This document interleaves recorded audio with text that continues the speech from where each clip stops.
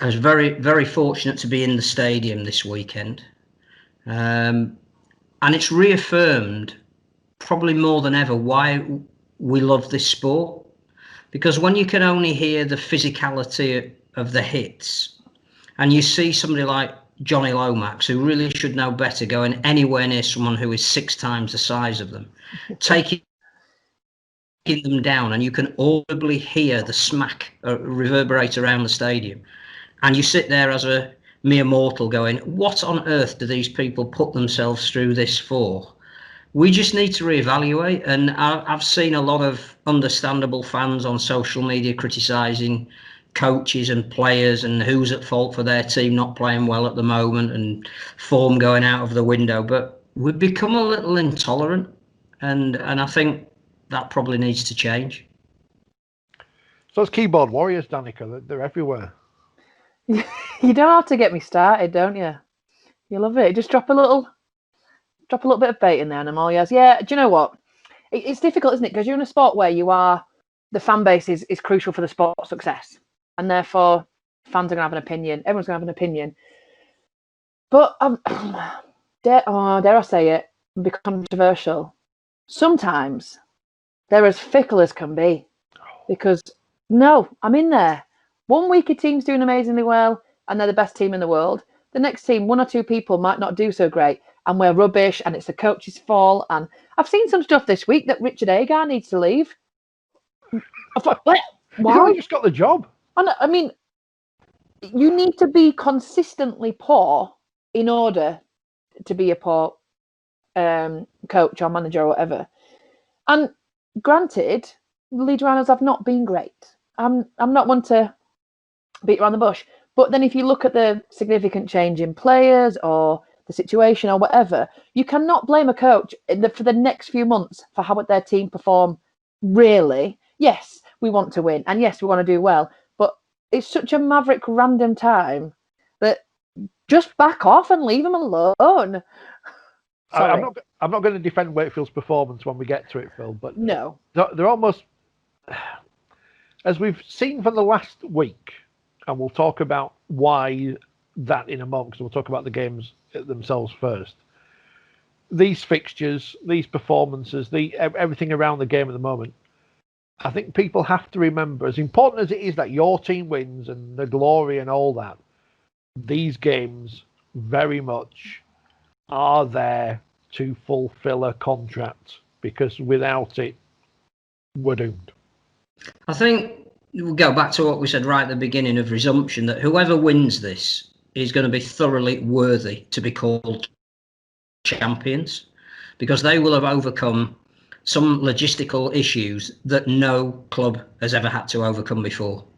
I look at the way St Helens have returned after the resumption, and the fact that whilst points are being liberally splayed around most games at the moment, to have not conceded for 180 minutes is astonishing, and would be astonishing at any time.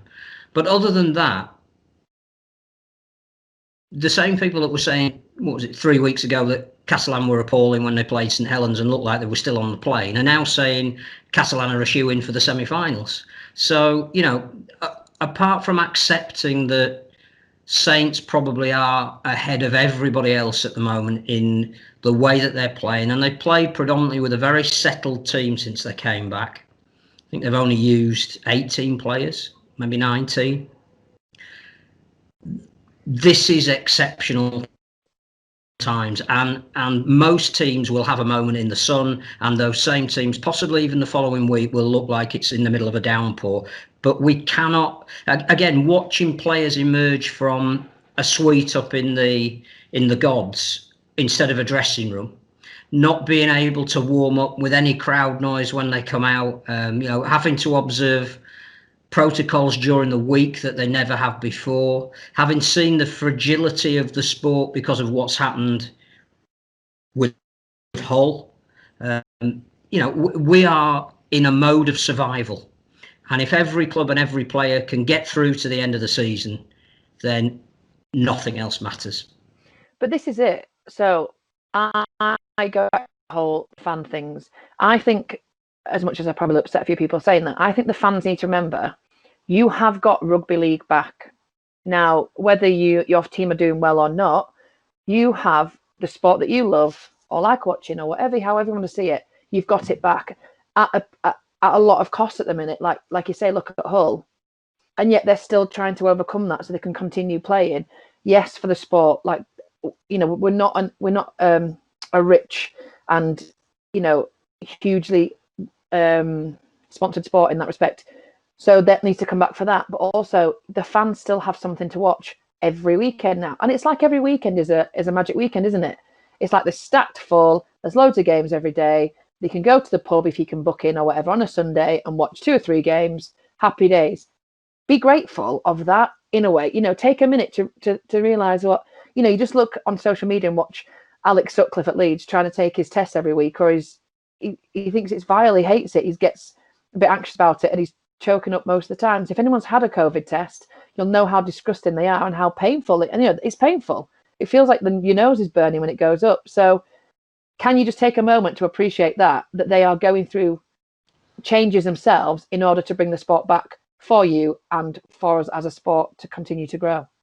A big hello to all our listeners on the Total RL forums. I can't listen to the 4020 live podcast because it's comparable to listening to that group of old men you seem to get in every village pub that aren't happy about anything and put everything down. So thank you very much. We are the last of the summer wine of rugby league, as we've said. Which also went on forever and ever and ever. Do you know, I'm keen for that. I'm absolutely keen. But quite clearly, you've listened. So therefore, you like it. So you secretly like the old men in the pub. So either listen and deal with it, or just shh. I mean, you've become the Dame Thora Heard of this program. They always used to put on the titles at the start, special guest appearance from, even though she was on every week. Lucky you didn't say Nora Batty then, to be fair. Oh, do you know what? I've been called worse. I'll take anything. I'm in a right whinge today, so. Oh, that's perfect. You know, they've got the best of it. The thousands of people who do listen, and more than 1,000 means I can say thousands. They wouldn't come back if they didn't enjoy this utter nonsense, would they? Do you know what entertains me, boy? So I enjoy speaking to you. Well, that's good then. Well, one person likes us. That's good.